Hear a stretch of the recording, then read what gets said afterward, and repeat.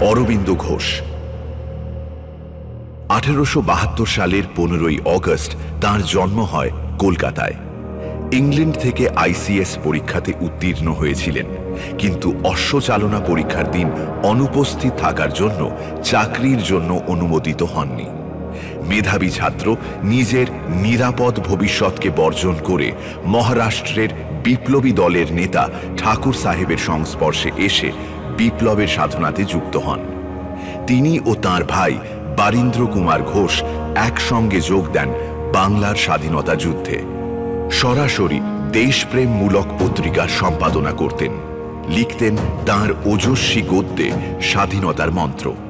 তিনি কেন অভিযুক্ত হয়েছিলেন বাংলার স্বাধীনতা যুদ্ধের ইতিহাসে সুবিখ্যাত আলিপুর বোমা মামলায়? এই সমস্ত প্রশ্নের উত্তর নিয়ে আসছে বাঘা যতীন, এক বিপ্লবী সংগ্রামীর রুদ্ধশ্বাস জীবন কাহিনী। জলসা মুভিজ প্রিমিয়ার বাঘা যতীন 28শে জুলাই রবিবার সন্ধে 7টায় জলসা মুভিজে।